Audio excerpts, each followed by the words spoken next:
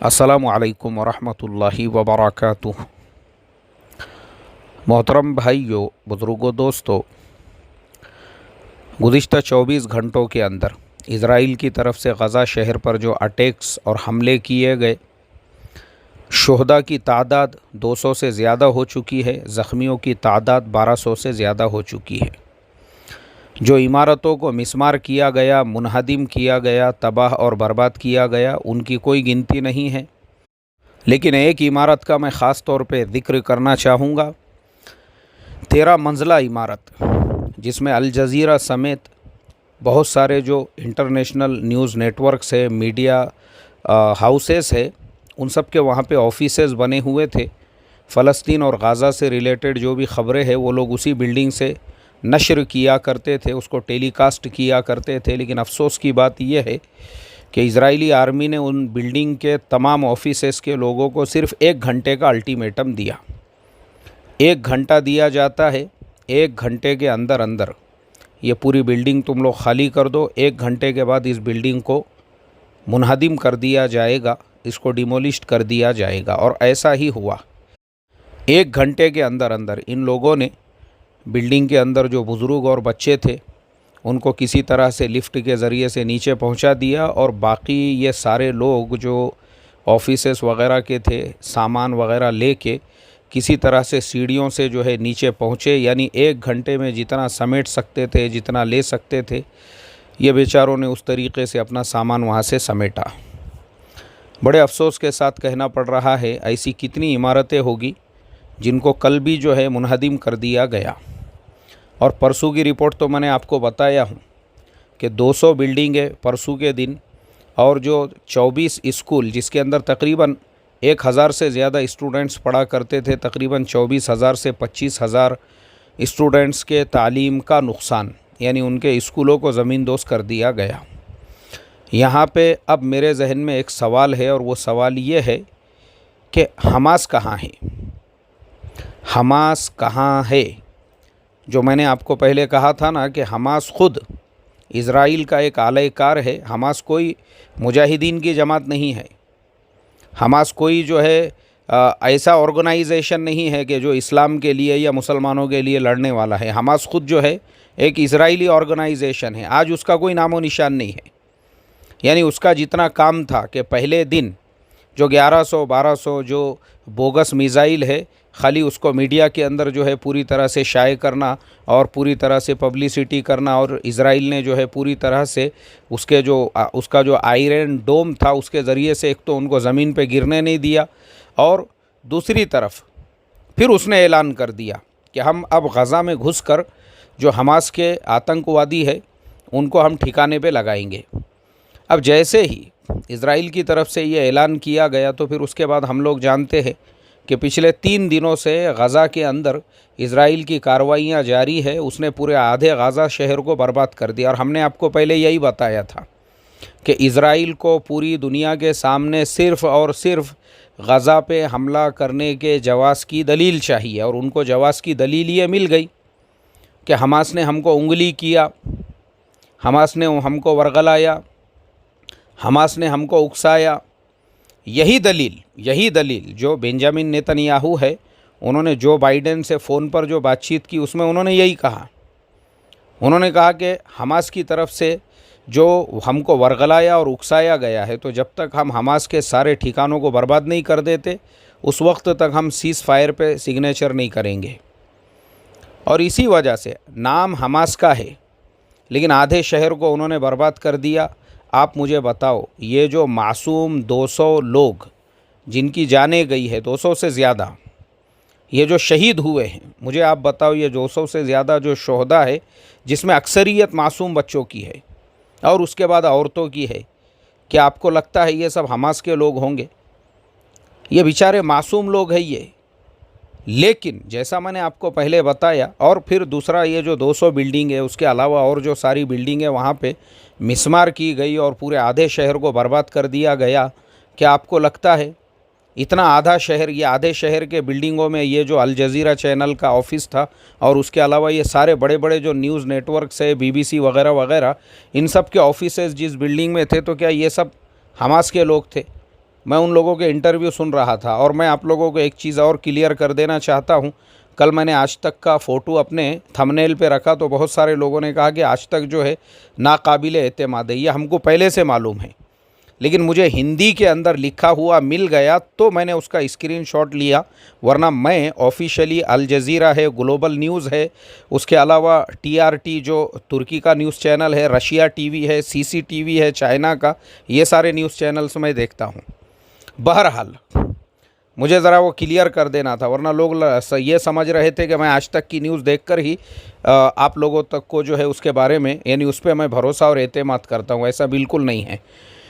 बहरहाल बताने का मकसद यही है आखिर में कि हमास के जो लोग हैं, हमास के लोग, उन्होंने सिर्फ वरगलाए, उकसाए और वरगला के और उकसा के वो लोग बाजू को हट गए और उन्होंने जो है पूरा मौका दे दिया। अब इजरायली आर्मी पूरी शहर में घुसी हुई है बड़े बड़े टैंकों के साथ में। 900 टुकड़ियाँ हैं, 900 टुकड़ियाँ। अब भी फजर के बाद में, मैं ये सबक जो है फजर के बाद रिकॉर्ड कर रहा हूँ, अब भी मैंने एक न्यूज़ पढ़ा, उसके अंदर ये था कि 900 टुकड़ियों को उन्होंने उनकी तरफ भेजा है। आप मुझे बताइए मोहतरम दोस्तों, क्या ये सारी बातें सुनने के बाद में भी आपको मेरी उस बात पे भरोसा नहीं है जिसमें मैंने कहा था कि ये पूरा प्री प्लान है? वेस्ट बैंक के अंदर जो 35 लाख, गज़ा में जो 30 लाख और ऑलरेडी जो इज़राइल है उसके अंदर जो 30 लाख मुसलमान हैं, तीनों को मिला के ये 95 लाख होते हैं। इज़राइल तो ये सारे इलाक़ों पे कब्ज़ा करना चाहे उसको 1 घंटा भी नहीं लगता, लेकिन उसके बावजूद उसको पहले मुसलमानों को डराना है, मुसलमानों को धमकाना है। किस लिए? सिर्फ़ इसलिए ताकि वो लोग गज़ा भी छोड़ के मिस्र की तरफ चले जाए और जो वेस्ट बैंक के लोग हैं वो उर्दून में चले जाए। मतलब ये है कब्ज़ा तो करना है, लेकिन मुसलमानों की तादाद कम करके, क्योंकि मुसलमान अगर रहेंगे तो फिर उनको इज़राइल की सिटीज़नशिप देना पड़ेगी। फिर वही मसला होगा, इलेक्शन होंगे, इलेक्शन होने के बाद में इन लोगों को वोट डालने का हक़ होगा और फिर वो मेजॉरिटी में आ जाएंगे, फिर तो अरबों की हुकूमत वहाँ पे बन जाएगी। बहरहाल ये पॉलिटिक्स मैंने आप लोगों को समझाया था। आज मैं आपको एक और पॉलिटिक्स समझाता हूँ, अल्लाह के वास्ते उसको समझो। आपको पता है गुज़िश्ता 1 महीने से, यानी अप्रैल का पूरा महीना इज़राइल के अंदर बेंजामिन नेतन्याहू के अगेंस्ट में, उसके ख़िलाफ़ में पूरे मुल्क में प्रोटेस्ट चल रहे थे। उसके ऊपर रिश्वतखोरी के, उसके ऊपर जो है इसके बड़े बड़े आरोप लगे हुए हैं, बड़े बड़े उसके ऊपर इल्ज़ामात लगे हुए हैं। उसने जो है मुल्क का जो पैसा है उसमें बहुत बड़ा उसने गबन कर दिया हुआ है, जिसकी वजह से लोग उससे नाराज़ है। लोग जो है उसके ऊपर, आप देखो अभी अगर आप थोड़ा सा फाइंड आउट करेंगे, थोड़ा सा आप लोग मेहनत करोगे, स्टडी करोगे, गूगल में जाके देखोगे तो आपको ख़ुद ये सारी ख़बरें पता चलेंगी। पूरा अप्रैल का महीना पूरे इज़राइल के अंदर हर शहर के अंदर लोगों ने प्रोटेस्ट किया, लोग रोडों पे निकले, सड़कों पे निकले, कई लोगों की जानें गई उसके अंदर। और लोगों ने उसके ऊपर आरोप लगाया कि उसी की वजह से ये जो कोरोना का पीरियड है, मुल्क की इकोनॉमी पूरी तरह से धराशायी हो चुकी है। और लोगों ने उसके ऊपर जो इल्ज़ामात लगाए वो करप्शन के लगाए कि इसने मुल्क के पैसे में बहुत ज़्यादा गबन किया है, इसकी वजह से ही लोगों का आज ये हाल हुआ है। यानी पूरे मुल्क में ऐसा माहौल बन गया था जिसकी वजह से बस लोग उसको हटाने पर और उसके ऊपर क्रिमिनल चार्जेस लगाकर मुकदमा चलाने की जो है मांग कर रहे थे। क्योंकि मैं आपको एक चीज़ और बता दूँ, कोरोना की वजह से तकरीबन 6,500 लोगों की इज़राइल में भी जान गई है। और उसके अलावा ये जो मस्जिद अक्सा का जो हादसा पेश आया, उससे सिर्फ़ 4-5 दिन पहले इज़राइल के अंदर ये लोग कोई फंक्शन और प्रोग्राम मना रहे थे जिसके अंदर 100 से ज़्यादा लोगों की जो है जानें चली गई। यानी उसमें 100% यहूदी थे, क्योंकि वो यहूदियों का ही कोई फेस्टिवल था। अब पूरे मुल्क में एक तो ऑलरेडी उसके अगेंस्ट में करप्शन का माहौल बना हुआ है, लोग उसके ख़िलाफ़ में हैं। और बेंजामिन नेतन्याहू ये 5वीं मरतबा इज़राइल के प्राइम मिनिस्टर है। अब उन्होंने जब ये देखे कि भाई पूरा मुल्क मेरे ख़िलाफ़ खड़ा हुआ है, तो पूरे मुल्क के माइंड को अब कैसे डाइवर्ट करना, पूरे मुल्क के जहन को जो है अब दूसरी तरफ किस तरीक़े से उसको रुख देना। अब उसको दूसरा रुख देने के लिए एकदम उनके नज़दीक एकदम सादा, सिंपल, आसान फार्मूला यही था कि मस्जिद अक्सा में कुछ ऐसा करो प्रोग्राम कि जिससे मुसलमान उचक जाए, मुसलमानों को वरगलाया जाए, मुसलमानों को पत्थर फेंकने के ऊपर मजबूर किया जाए, और इन्होंने खाली 2-4 पत्थर भी फेंक दिए तो बस उसके बाद में जो है माहौल ऐसा बनाया जाए, आंसू गैस और फिर फायरिंग और ये सारी चीज़ें, फिर उसके बाद और माहौल बिगड़ता है। सेम टू सेम ये सिर्फ़ और सिर्फ इसी वजह से किया गया, ये पूरा माहौल क्रिएट, ताकि उनको इस तरीके का मौका मिले और फ़ौरन इमीडिएटली, हालांकि वो इलाके के अंदर ये नॉर्मल चीज़ है, ऐसे वाक़यात जो है ऐसे अक्सर पेश आते रहते हैं। मस्जिद अक्सा उसके बाहर का जो इहाता है, ऐसा कई मरतबा जुमा के मौक़ों पर भी वहाँ पे वो होता है। उसके बावजूद एकदम इमीडिएटली हमास की तरफ से अल्टीमेटम आ जाता है 24 घंटे का, और वो अटैक भी करना शुरू कर देता है।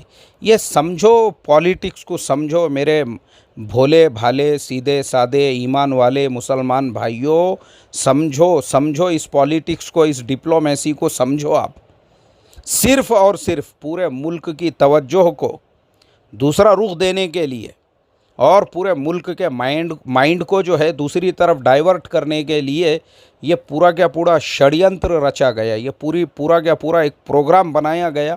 और जब ये सारा प्रोग्राम बन के एकदम रेडीमेड और तैयार हो गया, उसके बाद आज हम देख रहे हैं उसको अप्लाई किया जा चुका है। हमास ने अपना काम कर दिया। पहले एक दिन जो है खूब जो जितना उनको बताया गया था उन्होंने उतना काम किया, उसके बाद आज उनका कोई नामो निशान नहीं है। अब बेकसूर लोगों की जाने जा रही है।